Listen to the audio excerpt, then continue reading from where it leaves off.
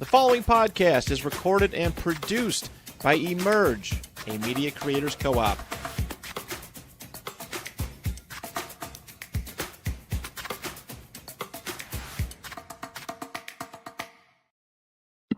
There's a reason education sucks, and it's the same reason that it will never, ever, ever be fixed. It's never going to get any better.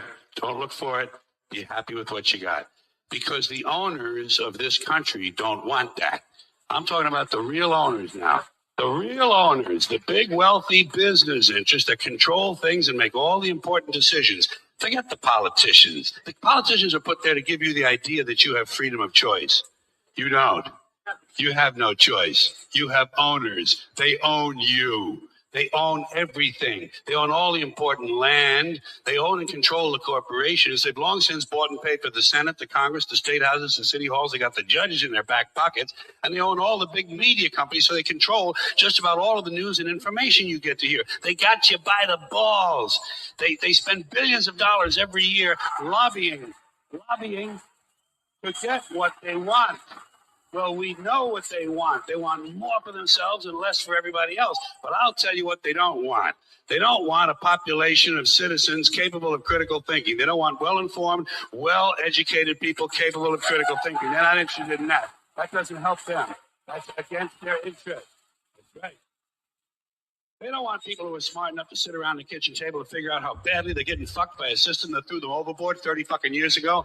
They don't want that. You know what they want? They want obedient workers. Obedient workers. People who are just smart enough to run the machines and do the paperwork and just dumb enough to passively accept all these increasingly shittier jobs with the lower pay, the longer hours, the reduced benefits, the end of overtime, and the vanishing pension that disappears the minute you go to collect it. And now they're coming for your Social Security money. They want your fucking retirement money. They want it back, so they can give it to their criminal friends on Wall Street. And you know something? They'll get it. They'll get it all from you sooner or later because they own this fucking place. It's a big club, and you ain't in it. You and I are not in the big club. And by the way, it's the same big club they use to beat you over the head with all day long when they tell you what to believe. All day long, beating you over the head in their media, telling you what to believe, what to think, and what to buy. The table is tilted, folks. The game is rigged. And nobody seems to notice. Nobody seems to care. Good, honest, hardworking people, white collar, blue collar, doesn't matter what color shirt you have on. Good, honest, hardworking people continue. These are people of modest means. Continue to elect these rich cocksuckers who don't give a fuck about them. They don't give a fuck about you. They don't give a fuck about you. They don't care about you at all. At all. At all. Welcome to the Defion Productions podcast. I'm your host, the hardest working nobody in Bitcoin, the only live stream out of Western New York, Niagara Falls. We are here. We are live. We are back. Took a week off last week. Thought it would be appropriate to start off with that skit from George Carlin that was 21 years old. George Carlin, 2005. He passed away 2008, right before the financial crisis. He didn't live long enough to see that.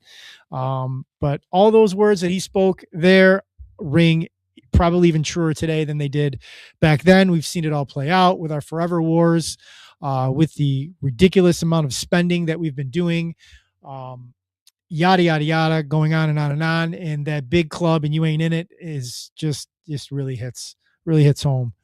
So I thought that would be appropriate to start off the podcast with today. Let's jump into the charts to take a look at where we're at currently with the price of crypto and Bitcoin.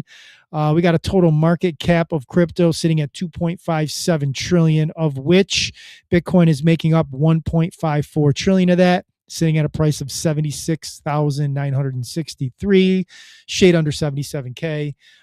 We were earlier this morning around 78. Yesterday we did hit around 79. We've been sitting nicely in the 75 to 79-ish range for the last week or so. In the last 7 days, we're up 1.2%. In the last day, we're down about 1.5%. In the last hour, we're about flat. Looking at the rest of the crypto coins, you can kind of see things are kind of flat through the landscape for the last 7 days. A couple of coins down 1% or 2%, a couple of coins up 1% or 2%, but we've been kind of just like hanging out. Fear and greed is very close to neutral, at the 50 point of neutral, sitting at 42 neutral. A lot of good things going on in the space, as always. We're going to talk about a couple of things, but we'd be remiss not to talk about this because this is the story from the last couple of days. A third assassination attempt on our president, which was foiled at the White House Correspondents' Dinner. If you weren't paying attention or you're living under a rock and you haven't seen any news or been on social media for 2 days, I'll kind of recap.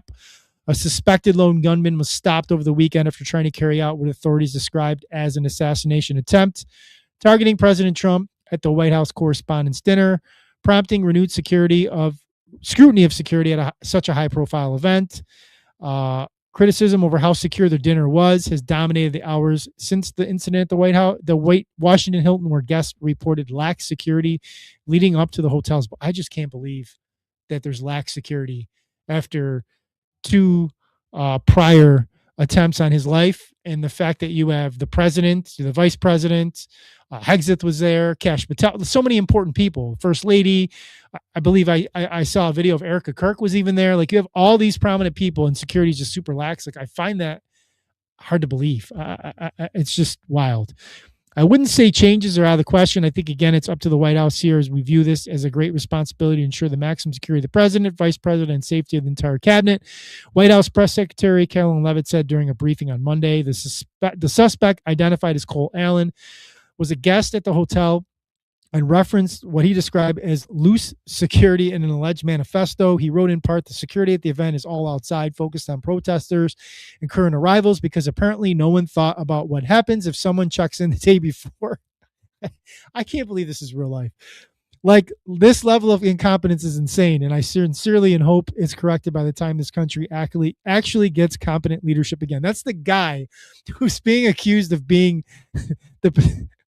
I can't believe this has got to be a simulation that we're living in. I can't believe this is real life. Like, I can't believe I'm reporting like actual stuff that I don't have much to say, but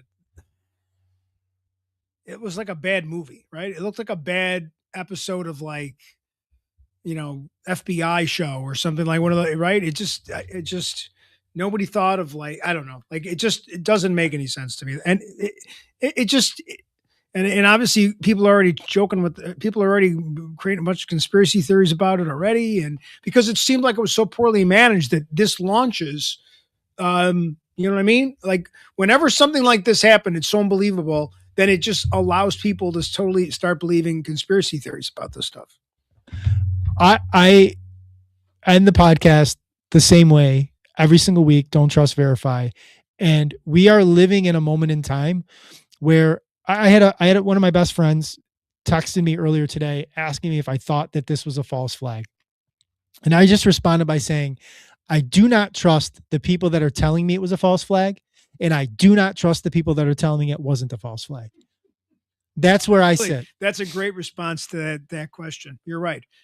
Because it like, part of me, if I was going to believe in the conspiracy theory, would be that they kind of knew this guy was coming and they let it happen because they thought they could make some hay out of it. That's the only level of far of it that I would go. The same way I kind of believe, if you believe there were people in the government that knew about 9/11, they knew the money they could make off of 9/11 and they let it happen. Like that, I think there's a lot of people. That's where I go with some of these types. So many things have to like fall into place perfectly for there to be a conspiracy, for there to be a false flag. Like, right. And part of me is like, the level of competence in this administration just makes it very hard to believe that they're capable of all that stuff. That's a good point. I don't know. I don't know what to believe or what's true, but like at the very best, the lack of competency of security is abysmal. If that's the best case scenario. That's the best case scenario. He was not removed from the building. He was backstage. There was solid documented pictures. Trump, right? He even said that he was backstage. Like, they grabbed JD Vance.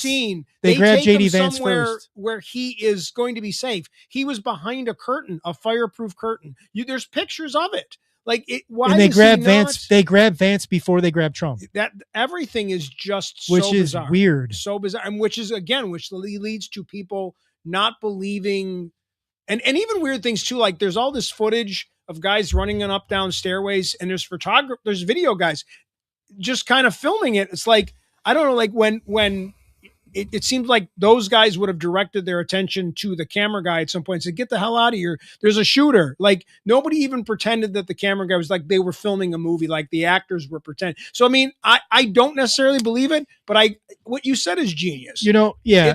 That you don't believe the guys who say it's a false flag, but we also don't trust the guys that say it's not. So it's like, what? So it's crazy. Here's my as an Italian American, I'm going to say something that may be rather biased. The camera guys that were present when Trump, the assassination attempt in Butler, like these guys that were literally like got that perfect shot of him saying fight, fight, fight. And then you're right. There was camera people that were videotaping this also alleged attempt. I remember, although I say that I wasn't born yet, but I know of an assassination that happened of a 5-family crime boss of somebody that was holding a video camera as cover for the gun that he pulled out and shot Joe Bonanno when Joe Bonanno got killed in Columbus Square. Right. That guy literally had a camera, one of those old school cameras that he was there like videoing and then pulled a gun out and shot Bonanno in the head. So to not think that anybody with cameras isn't a potential threat is just a complete lack of security. Now, that's not to say everybody with a camera is going to be an assassination attempt person or a killer, but like, I think protocol for security would be to secure those people until at least the president or anybody of value is secured. And that wasn't the case in either one of these scenarios. We ever saw, whenever there's a murder in the building, they're like, nobody leaves the building. Why were people evacuated? They should have all been kept there. Like, there's so many things that don't seem like the protocol makes any sense. Like, again, even how this guy was able to check into a hotel like 2 days before. I mean, it's out of something like out of a movie. Yeah, I don't want to spend too much time on it because I'm so exhausted by this administration and how it's acted and just the whole circus around it has completely exhausted me.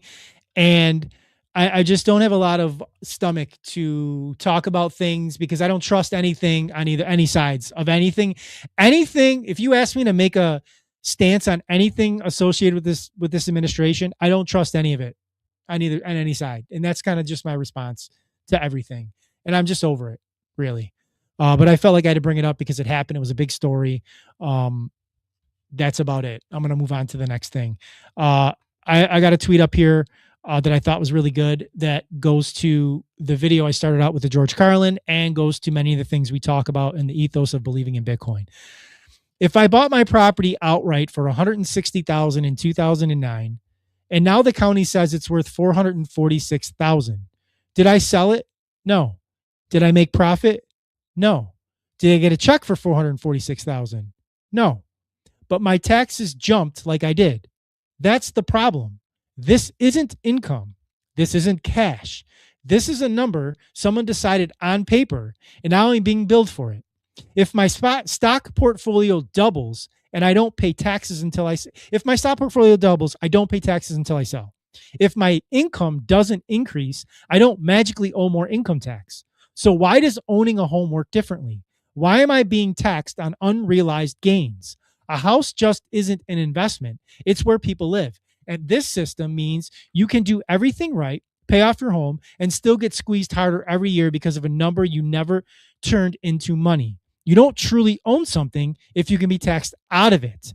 This isn't about services or inflation. It's about being charged for value you never received. It's time people started to notice. And I wanted to bring this up because I saw another tweet where somebody had tweeted that their father had texted them, and he's 76 years old, the father, and texted the son saying, hey, I just wanted to ask you, did your taxes go up? Because last year my taxes were $6,500 and I just got a bill for $8,800 this year. did yours go up? Just wondering.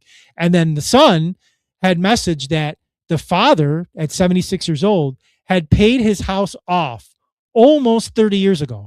So had a 30-year mortgage, paid off the house almost 30 years ago, yet has to pay $8,800 a year to continue living in a house that society as a whole would say is paid off, right? That's language we use. Did you pay off your house, or when do you pay off your house, or how many years to pay off your house? It's like you never pay your house off. And here's an example. Like when you really break it down, like think about the people in 2007 or 2008, early 2008, that were paying taxes on an assessed value of their home that 6 months later was cut in half. Right. That they may have been paying income property taxes on of a value that they never got to realize. Right? Let's say somebody had a house that was worth 300 grand and they're paying taxes on 300,000 for a couple of years, and then 50% of that value evaporates, and now it's only worth 150. Do they get a refund on the 300,000 they were paying for the last couple of years? No, well, absolutely that's not. Why when so many people were underwater, that they felt the only way really to get out from that was to literally walk away and stop paying for the house and said to the bank, like, take it. And the banks didn't know what to do. So I have people in my family, people that I know that were like that went the bankruptcy route because they realized there was no way they could ever do it any other way because the assessments went up, but then, that whole thing. And then they were like, they lived in the house like without paying any, they had no mortgage for a year essentially because they weren't paying into it anymore. They said, I'm just going to, eventually the bank got around to kicking people out of the houses. It was just, again. And the other thing, like you said, like if I hire a plumber to redo my sewer line and he screws it up, I have recourses within the court system. Mm-hmm. But if I pay my property taxes and my roads stink, my sidewalks are cracked, I can go try to fight City Hall, but I know how that's going to go. Unless and you know what I mean? Like there's almost no recourse to complain about the taxes that you have to pay. I mean, I think there should be certain taxes you have to pay, but infrastructure, things like that you have to have. But at the same time, there should be some level of recourse if the said governments, whether it's county, state, federal, city, is not meeting their requirements that they should, whether it's potholes, whether it's infrastructure, whatever it is. Very rarely do the assessments go down. Right? Correct me if I'm wrong. No. Very rarely do assessments go down. Property assessments always go up. And you're usually responsible for more taxation as a result. So when your house loses value, you are technically paying taxes on something that was mythical. It didn't exist, right? Right. Because if I have a 30-year note and I'm expected to pay taxation every single year, and you're fluctuating the value of that property that I never actually realize, right? Right. I mean, let's say you buy a house for $200,000 and you sell it at the end for $300,000 30 years later for whatever weird reason that would ever be. You technically only appreciated $100,000, but you paid taxes every single year on a $200,000 or $300,000 house, year after year, year after year. And then when you sell the house, you owe capital gains taxes on the money that you made. It's just like how people don't see that taxation is robbery and theft, and you're just being taxed on money you already paid again and again, and people defend that. It's just absolutely mind-blowing to me. Well, like if you get a rebate on your taxes in 2025, in 2026, you have to declare it. Say that again? I think if you get money back on your taxes in 2025, the next year, don't you have to report that you got money back? No. I don't think so. There's something like that though, and I'm saying it wrong. There's definitely things that you pay, then you have to pay taxes on it again. Like there's definitely things like that where I'm trying to think of what it is. I'm not super sure on taxation filing, but even like you said, if you sell your house, you already paid all the taxes on that house, and you're now paying the taxes again. 30 years of it. Right. I mean, So- like it's ridiculous that I already paid the taxes on this. Like that's why at least with some labor stuff, like, okay, so, no, because it's different because it depends on how you structure some of your investments. Because some of your investments are tax deferred, so you never pay taxes on them. So you finally do pay taxes. But there are those things where you end up paying tax twice on money that you already paid the taxes on. And I'm not enough of an investment guy to be able to answer those. But there's the money, unless you are the at a money certain that you're threshold using, because you're rich enough. no, and then you don't pay you gave a those. good example. The money that you're using to pay property taxes with is money that's already been taxed. Good point. Because you're earning, and the money you earn has been income taxed, and that income tax leftover money is now being used to pay taxes again. That's a good point. I didn't think of it that So you're way. being double taxed. Yep. Yep. The same way as when you go to the store and buy something, you're being taxed again. And then not even getting into the conversation about all the fees that we pay, like when you go get a fishing license or you go get or even inheritance taxes. Yeah. Like if you inherit money, somebody already paid the taxes on Yep. that, and now you're paying taxes on money which was already taxed. And again, we all know that there's ways around it if you're rich enough and you're smart enough to know this. But even if you're smart enough, there are some ways you can get around some of that, but most of it is you just have to have a certain level of threshold. You're just so wealthy that it just doesn't matter because you don't have to pay as much, or the rates come down so much that who cares? Who cares if it's 2%? I'm paying 2% as opposed to 20 or 25% at a different threshold. Yeah. Put this tweet up because I think this is, again, goes along the threshold of things that we're talking about of just ridiculousness. So CNBC reported earlier, college tuition, which I've been adamant that college in the current form of 2026 is a scam. And this just supports it. College tuition has increased 914% since 1983. Rich, yes or no? Wages have gone up 914% since 1983. Not mine. So almost a 9x. So wages, somebody that was working a job making 20,000 in 1983, that same job, they make 180 today. Yeah, that's not right. Right. That would track, Sure. right? That's what we're doing. That's what we got going on. Sure. So like these examples of just like ridiculousness of how much things have gone up and then how much wages have lagged behind.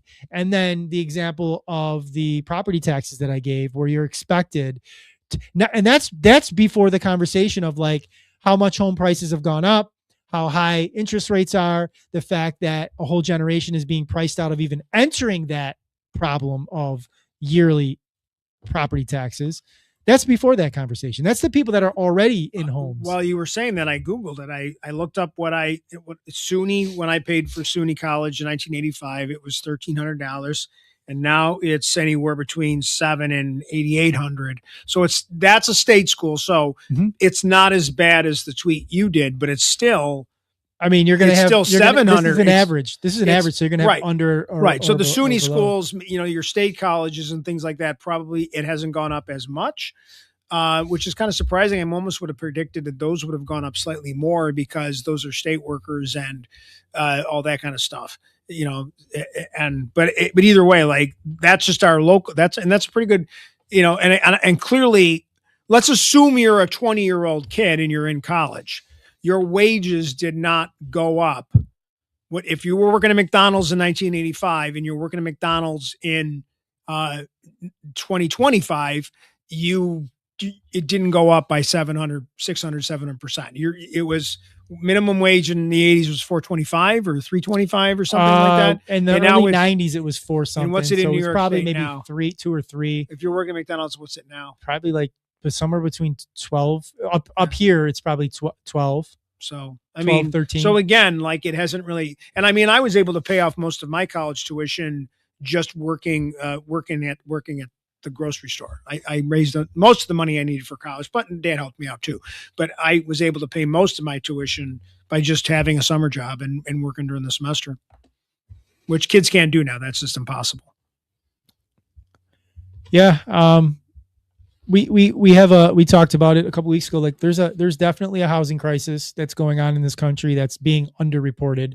mass media wise. I think finance shows are, if you watch CNBC or you watch anything finance related, or you follow finance acts or finance social media, you see people talking about it. It's not like nobody's talking about it, but mainstream media is not talking about the crisis the way that they should be covering it. And a lot of the metrics show us that the stage that we're at now in the housing market is actually worse than it was in like 2007, 2008, like leading up to the great financial crisis. The housing market looks worse than it did when we had that collapse. So I think the accounting is better. I think the tools that they use to prop it up are much more sophisticated than they were almost 20 years ago. So I think that's why we haven't had an ultimate collapse, not to mention the fact that 2008 was the light bulb moment for them to figure out that we could just print all this extra money and save the globe. And then we learned that in 2020. So a lot of faulty accounting is going on. I think that's helping things out. But eventually, like, you can only do so much of that. And, the market just collapses. And I think that we're probably going to get close, if we're not already really close to some sort of housing market collapse. It's just kind of what I think. Yeah, I agree with you. This week is in Las Vegas, which I had a ticket to, but I opted out of going. Is the Bitcoin conference. And I say that very loosely, Bitcoin conference. Bitcoin Magazine is hosting the annual Bitcoin conference in Las Vegas for the second year in a row. Like I said, I had a ticket to go, but the Bitcoin conference has turned into a shitcoin conference, like full stop. They support and platform people, in my opinion, and many other Bitcoiners' opinion, that are no good for our space, that are not true Bitcoiners, and they're promoting shitcoins, and they're promoting people that promote shitcoins, and they're promoting people that have exchanges that promote shitcoins. Not to mention that last year they gave Peter Schiff a platform to talk about how Bitcoin is terrible and gold is way better. So they should stop calling it the Bitcoin conference. I think they should call it something else. It's not a Bitcoin conference, in my opinion. And I'm biased as somebody that does a Bitcoin only podcast, means Bitcoin only. Like, we're going to have Bitcoin only people. We're going to talk Bitcoin only things. We're going to talk Bitcoin only technology.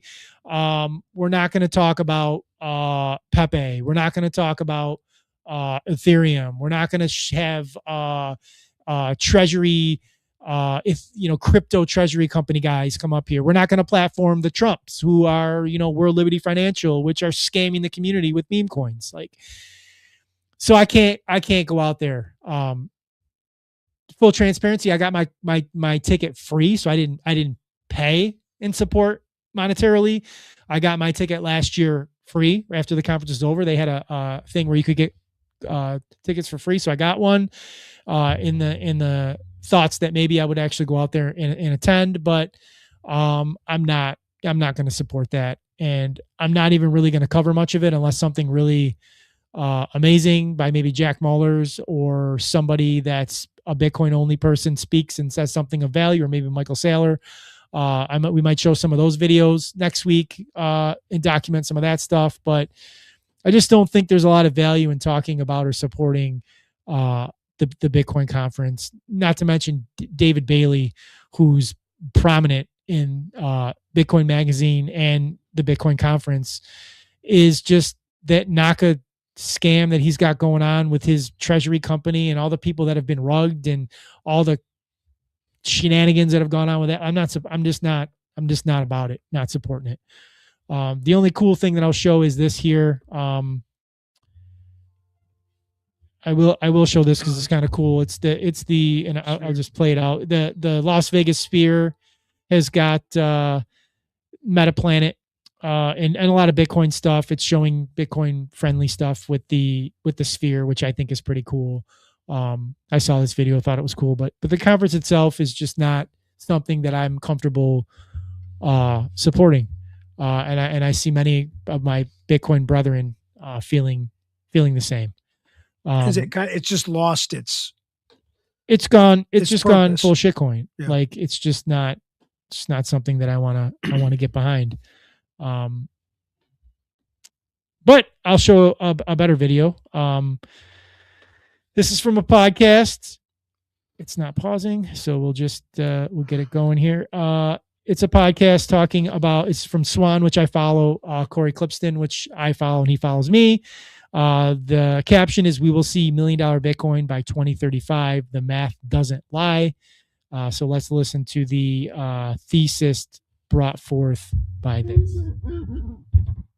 Between the years 2030 and 2035. I know that's a bit of a range, but I think that's when we'll hit $1 million Bitcoin. And to your point, just to underscore it, that it wouldn't even be matching gold at that point. Presumably gold is going to inch along higher, so it's a moving target. But I don't start to get worried about Bitcoin's valuation until it's like neck and neck with gold. And then you have to make the case for why it goes beyond gold, which I think there is a case for that. But now it's just so screaming cheap, in my opinion, to see it at 5% of gold's market cap. In the next couple of years here, let's say months to a year or two, I think it's important to remember that there wasn't necessarily some incredible catalyst in the year 2023 after Bitcoin dropped a lot in 2022. And maybe you could say people were forecasting an ETF approval, maybe. But other than that, there wasn't a big print, that we'll just be clear about that. And Bitcoin was up over 100% in 2023 and then up 100%, over 100% in 2024. So I think that's important to keep in mind, that sometimes Bitcoin can go up by 20, 30, 40% without some sort of clear catalyst. Yeah, I mean, those are, depending on your point of view, optimistic predictions. 2035 is 9 years away. My base case thesis by the 2030s, which would be the first half of the 2030s, we're north of 500,000 in my opinion. That's 4 years away. That gets us past the next epoch in 28. Then there's another epoch in 32. Less and less Bitcoin supply. You got somebody like Michael Saylor and others that are buying up more in a day than is, printed in a whole month. Mined in a whole month. So I mean, 500K, my base case, I could see by 2035 $1 million Bitcoin for sure. That's, we're going into the 3 epochs from now. Absolutely. Here's another video I'll show. It's only 18 seconds. This is Pantera Capital CEO talking about there's going to be a global arms race for Bitcoin in the next couple of years, talking about specifically the UAE. So let's play that quick clip. I think there will be a global arms race for Bitcoin within the next 2 or 3 years. Countries like the United States are establishing strategic Bitcoin reserves. Countries that are aligned with us, like the UAE, are acquiring cryptocurrencies, Bitcoin. I will speak to the Middle East. I think the one thing that's going to come from this conflict on the Bitcoin side, in my opinion, is going to be, and I think Iran has already realized this, but I think other countries are going to see this and follow suit, is that these countries are sick and tired of this dollar homogeny and the United States just being able to sanction and cut you off from the financial system because everybody uses the dollar and all your assets are dollar based, and you're just forced to bend the knee to the United States because of the fact that they have the dollar homogeny. And you saw Russia doing some of this when they got sanctioned in 22, and you saw Iran with the the Strait of Hormuz, accepting payments for the tankers coming through in Bitcoin. And you're seeing that these countries are realizing that how decentralized Bitcoin is, and that the United States does not control the Bitcoin protocol. Nobody controls the Bitcoin protocol, but more importantly, the United States does not control the Bitcoin protocol. So you have an option outside of that dollar homogeny system to still operate fiscally, and sanctions from the United States are irrelevant when you're using a decentralized protocol like Bitcoin.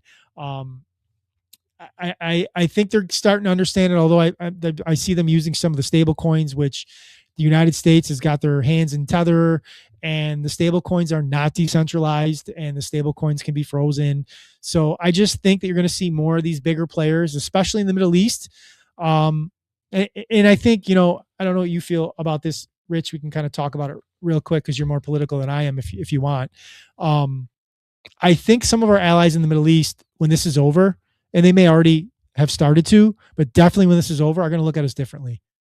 I don't think these allies are going to be as allied as they were prior to this conflict. No, I think in general, it started with the tariffs, and then it moved to the war, and I think when it's all said and done, most of the countries pretty much are kind of done with us.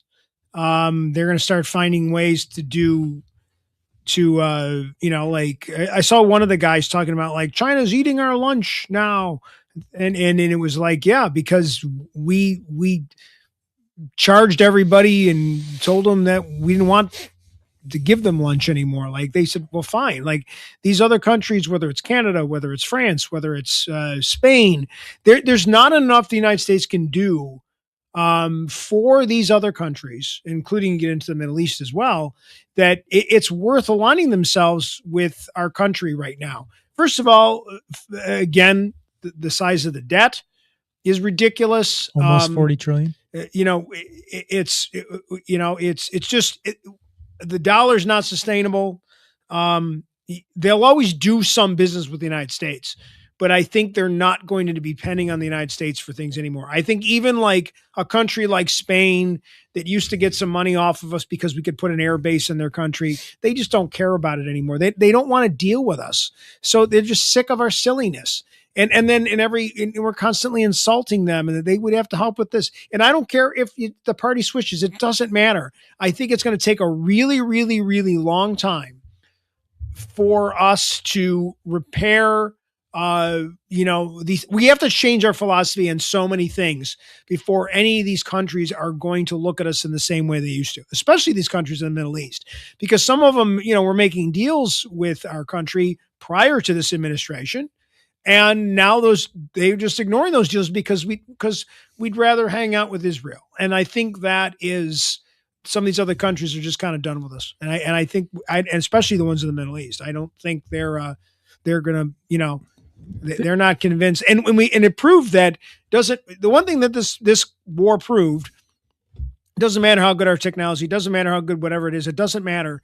We couldn't defeat Iran. We didn't defeat them. You can think we blew up some stuff, but Iran is still here, and they're not going anywhere. And and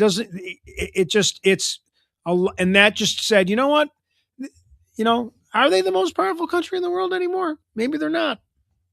So certainly not financially. Our allies in the Middle East took a lot of damage on our behalf. For sure. I don't know. I mean, again, I don't know what's true and what's not. So it's hard to know what's fact from fiction, but I have heard a lot of consistent chatter or consistent reporting that most of our bases in the Middle East were pretty damaged across, without a doubt, across all of our allies. Yes. And they're not reporting it. They're not reporting it. So I say that because I don't know how motivated our allies are going to be for us to rebuild all that stuff. So a potential outcome of all this is, which I actually think's a good outcome, although it wouldn't be considered good on the face of this current administration. What I think their objective was, is that we have a much less presence in the Middle East militarily. Yeah, I think you're right. I think that we'll be there, but no one takes us seriously. There's all kinds of reports about the status of our Navy right now. In terms of the ship's readiness, in terms of being able to get food to the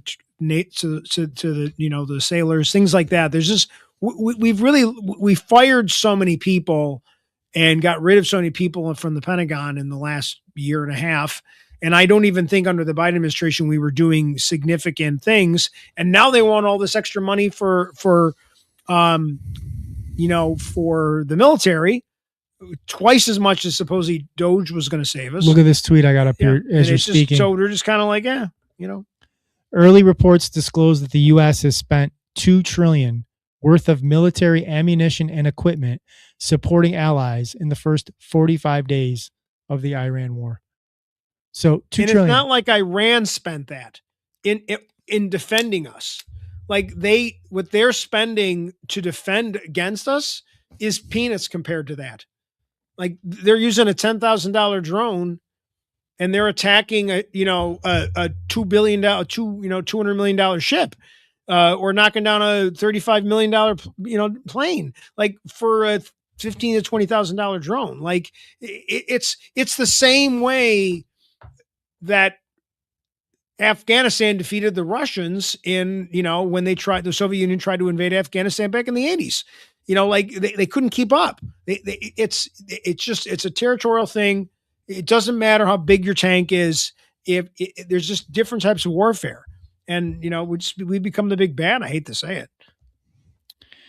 $2 trillion is a number that represents the deficit that we have based on income we take in and amount we spend on our budget.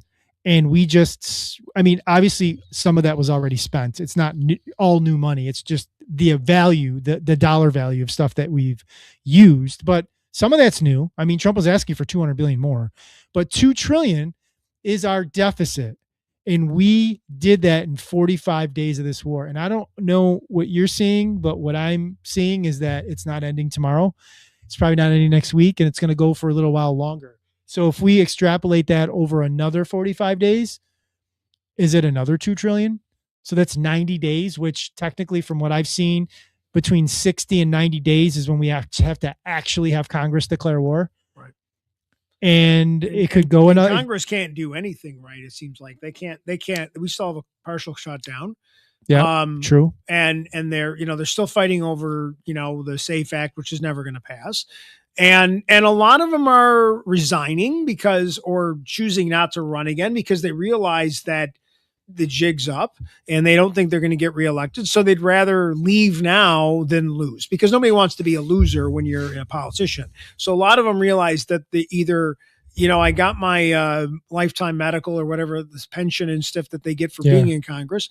So most you of get them that after one term, right? I don't remember exactly, but most of them are at a point now. It's like there's no advantage for them to stay. So so the administration's losing its clout.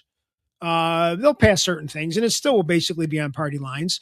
But I mean, there's no way the Republicans hold the House, and I'm still on the fence whether they'll hold the Senate or not.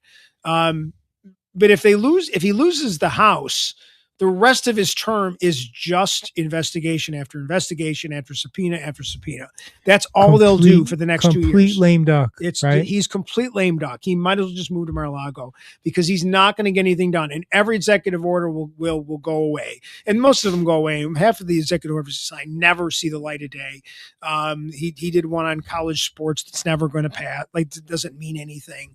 It's just, you can't run a government this way. And until Washington makes a real decision about how they really want the government to run and actually do their job, it won't get better. And I think that's going back to your previous point. That's the reason why a lot of these other countries are like, man, our government's screwed up, but man, yours is worse. And they just don't have any faith in us. So. Yeah, I mean, I don't know what the answer is. Trump is obviously not the answer. Biden wasn't the answer. Electing 80-year-olds is not an answer going forward. I don't think JD Vance is really, I don't know. Like, I don't know how you evaluate. He's not electable. I don't know how you evaluate his performance, but he's not electable. He's not liked even within the Republicans. And I follow this a lot. The Republicans are going to eat their own, because they're in their little camps and they will not coalesce. They won't. They just won't. They don't know how. They've never really been able to do this. The only one was able to really get them to coalesce was Reagan and Trump. But in between, they just fight and they barely get the votes that they need. That's why they could win the electoral college, but they couldn't win the popular vote. And like, you can see certain guys that are trying to position themselves to be the next guy. And whether it's, I'm not saying he's running for office, could be a Tucker Carlson. It could be, there's just some of these guys that are starting to push themselves away from Trump just to see. And Vance not like, he's not even, unless they really think they can control him. I just don't even see him getting the nomination. I just don't think he'll even get. I'm not even sure he'll make it past the first round of guys that don't make it. I wonder if we don't even know, like the guy's not even on the radar, who's going to end up winning the nomination. Because I don't think there's no stomach for Rubio. Like you just laid out the case on Vance. Unless it's Don Jr. Like, I mean, I could see Don Jr. being set up maybe. I just don't think that he doesn't have the charisma. And one of the reasons Trump who does on that Republican side? So, but it won't, I mean, that's what I mean. It won't be Don, because I think even, first of all, like it's not, I think there'll be enough Republicans that are like, we're done with the Trumps. We're just done with this. We didn't get enough of the piece of the pie.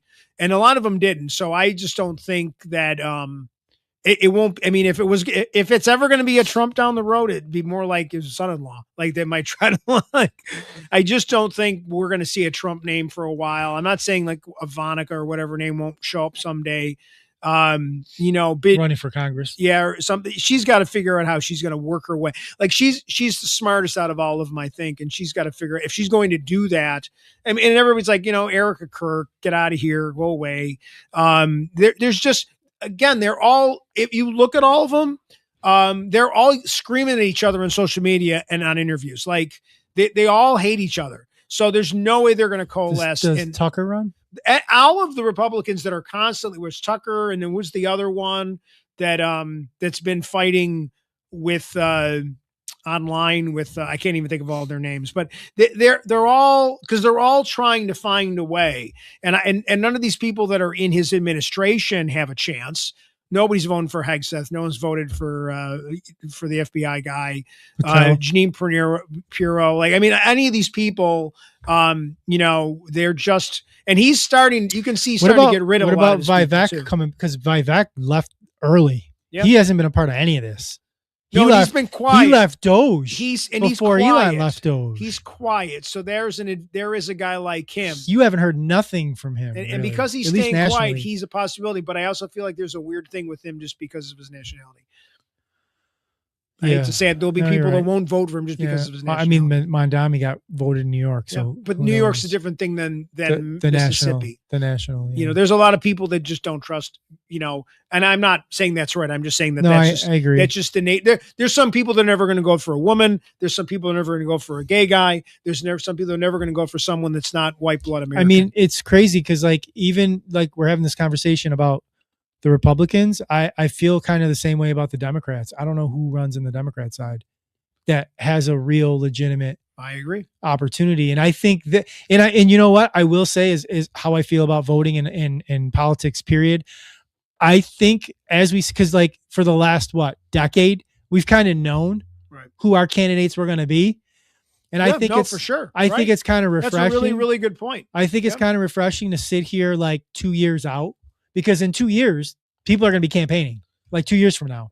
2 years out, we have no idea who's running. Nobody knew who Bill Clinton was 2 years before. I mean, obviously some people did. Obama too. Obama was on the radar early. I mean, he was, but he wasn't. We kind of knew that 04 DNC was his shooting star moment. You got to go back to that was Hillary. Think about it. That was Hillary. Go back to Reagan. We knew Reagan was going to be president. We knew George Bush Jr. or the first was going to win. And then, I mean, in terms of being the nominee, not necessarily going to win. And then, then after that, we kind of knew Obama was going to, Clinton was going to be the next guy. Clinton was the only one in that whole thing that we didn't realize was going to be the guy. Because then after Clinton, it was George Bush. It was pretty obvious he was going to be the nominee early on. It was pretty early on that Obama, once he made that speech at the convention. That was 4 years before, though. But I mean, was 04. 4 years before, people were already talking because of one speech at one convention. Obama was going to be the next president. That was Kerry that ran that year, right? No, but I mean that once Obama ran. I know. That's so. I mean, I think I think you're right though. We got to go pretty far before we've had a person that is not on our radar right now. that it's not a household name. I'm pretty sure it would be safe to bet that the two people that are going to be running against each other in 28, we potentially didn't even mention their name yet. No, they're going to, if you think of whoever it turns out to be, if you could, there's probably some good betting website where you could try to figure this out and really make a ton of money if you could guess who it was going to be. But it is going to be two very obscure people, and they're probably going to be relatively boring compared to what we've been up against for the last several years. Boring's probably good. Boring would be boring nice. Is probably good. Somebody that we don't have to, I don't want to know what he's doing she's doing. Just do your job. I don't need to hear about it every day. Agreed. Agreed. All right. I talked about this guy earlier in the podcast that I wasn't happy that the Bitcoin conference platformed him last year, but I'm going to platform him here on our podcast. And it's only because fundamentally, Peter Schiff, I agree with him 85% of the time because he's a sound money guy, because he gets sound money. Where we veer off is how he views Bitcoin compared to gold. That's really it. He sees the Fed the same way I see the Fed.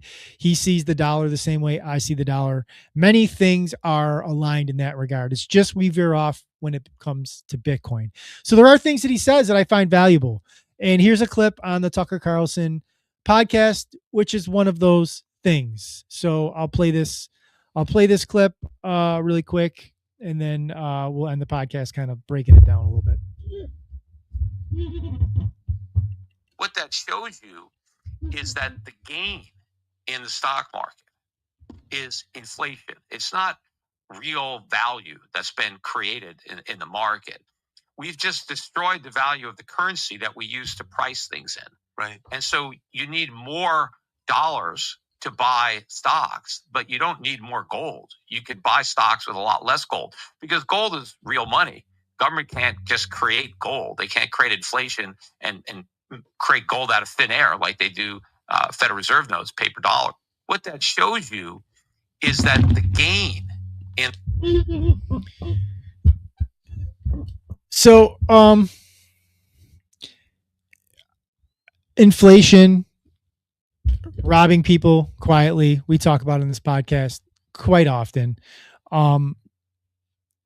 Peter Schiff's spot on. The gains in the stock market are paper gains. When you actually price it in gold, which we can price because it's going back to the turn of the century, Bitcoin didn't exist. When you price the stock market in gold, it's actually in a bear market going back to 2000. The other thing I want to say, and we did mention him really quick, and it is his podcast that he was speaking on. Tucker Carlson represents so many prominent people in society in regards to being very, very educated, very, very smart, yet being very wealthy, yet having absolutely no idea how money works. Because he has spoken on Bitcoin in such a way where if you close your eyes and you didn't know it was Tucker Carlson or somebody as educated as Tucker Carlson or smart as Tucker Carlson was speaking, and you'd be, this guy's a retard. And he's spoken that way in regards to the difference between sound money and the difference between the dollar. And unfortunately, a lot of these guys that have the wealth in the fiat system just have no motivation or desire to learn how money actually works. And maybe it's because they feel like if they actually did, then it would take away the wealth that they have in the fiat system. I don't know. But Tucker Carlson, when it comes to speaking on sound money and Bitcoin, is just completely idiotic. And I like a lot of the things that I like Tucker Carlson's pivots, and I like how he thinks things through. And I enjoy watching his podcast, even though I don't always agree with what he says. But when he speaks about sound money and he speaks about Bitcoin specifically, he's such an idiot. And it's so sad, yet it's a dichotomy of your typical fiat person that has wealth that just doesn't understand money. They think that they know money because they have it. And that's a fundamental failure and fatal error when it comes to the monetary system. Just because you have money doesn't mean you understand money. And that's a very important lesson, and we'll end the podcast on that today. As always, don't trust, verify. Thanks for watching. See you next week.